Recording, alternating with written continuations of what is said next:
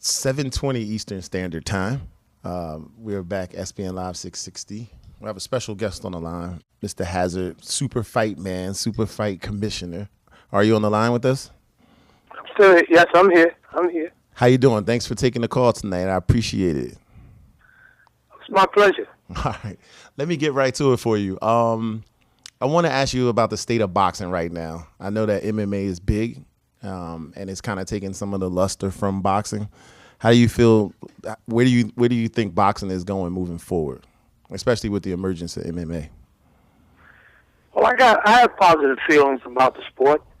You know, boxing historically has always had its ups and downs through the generations.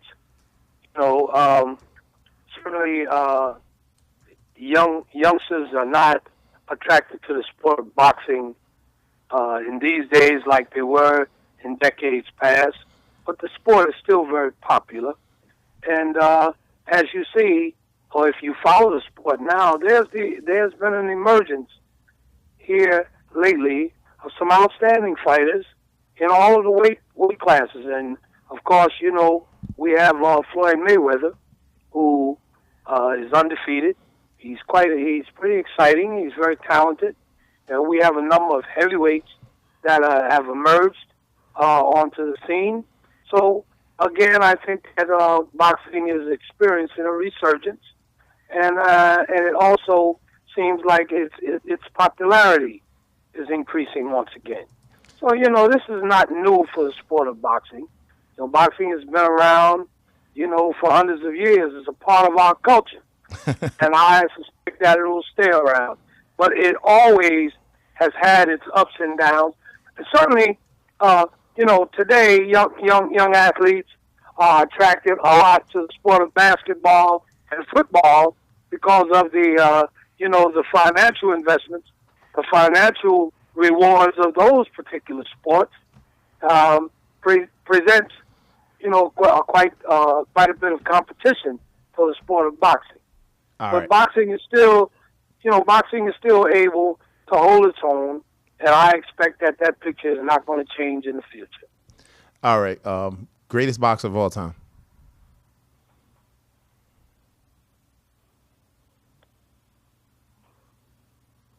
Hello?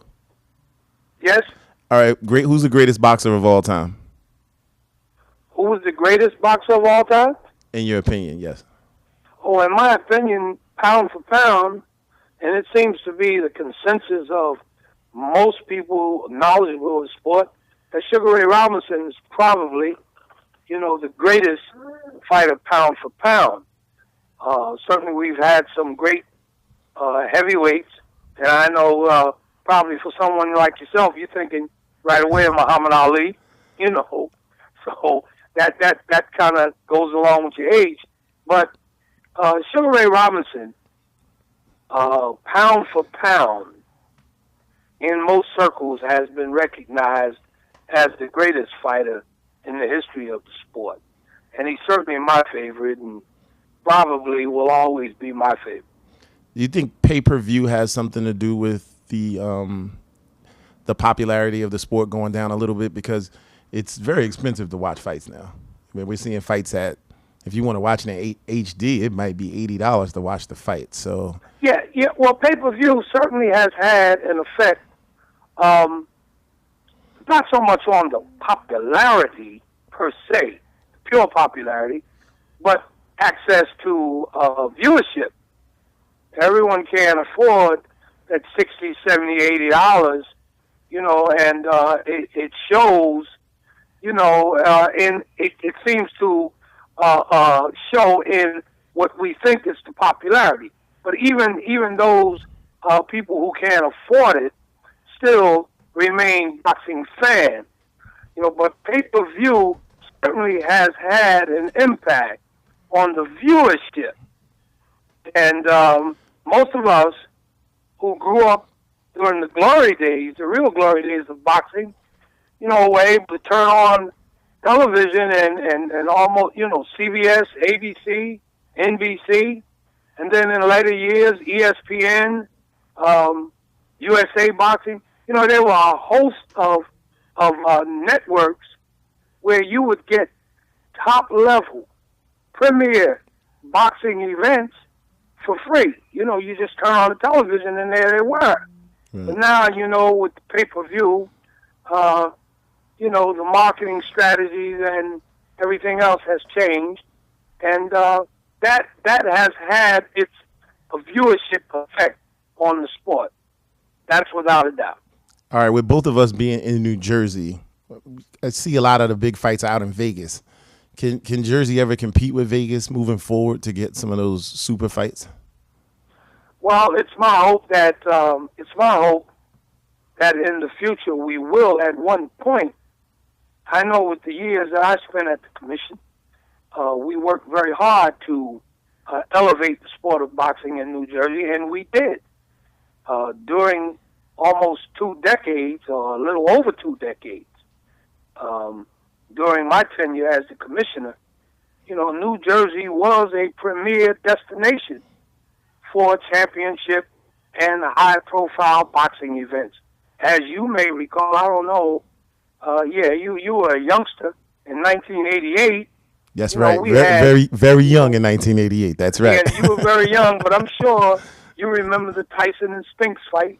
I do. Which is probably still the highest grossing sporting event to take place in this state in many, many years, even to this day. And many of the major, well-known, great fighters in the history of the sport fought in the state of New Jersey, in Atlantic City, during the years between the 70s and I would say 2000. There was a host of world championship events that took place right here in New Jersey. Anytime there was talk of a major championship on the horizon, New Jersey would automatically, be at the forefront as a probable site for that event. We have those 12 casinos in Atlantic City. Donald Trump at one point was a major player in going out and bidding on these major fights. Boardwalk Hall in Atlantic City has always been the main arena, the brand for New Jersey. And so at one point, New Jersey was a major destination. Right. And, within the last, several years, we've sort of lost that distinction. But it's my hope that within the next few years, we'll regain that back. There's a lot on the horizon in terms of the administration of the sport here in New Jersey. That's being planned for the very near future. So we're hopeful that that picture is going to change. All right, we try to on this show not just talk about the athletics, but try to talk about the business as well. And you had a major role in boxing. How does a young guy who wants to be on the side that you were on, what path does he go to get to where you were?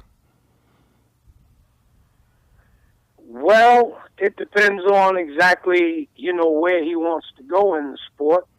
If he wants to be on the business side or whether he wants to be on the administrative side. I've been on pretty much all sides of the sport. And, it's something that you just can't wake up one day and say, this is what I want to do. You got to get involved in the business, get involved in the sport, learn the rudiments and the basics of the game. And, over time, you accumulate a certain level of knowledge, and certainly, hopefully, you got plenty of money if you want to be a promoter, right? Because it takes a lot of money, and it's not an easy road. It's not an easy road to travel, but if you have the knowledge and you have a complete understanding of the business side of the game, it could be lucrative. But it's not easy. It's a tough sport. And it's not something that I would recommend to anyone who doesn't have deep pockets. Need those deep pockets, huh? All right. Where you got Floyd? Since we were talking, you mentioned the fighters, and I wanted to ask you, and Floyd would probably say that he was one of the best of all time. You said Sugar Ray. Where would you put Floyd in that pantheon? Well, I'm always asked that question. Floyd Mayweather certainly is probably the best of his era, and it's kind of difficult. It's kind of difficult to compare fighters from era to era because the competition level changes. For a guy like me, I've seen several eras of boxing.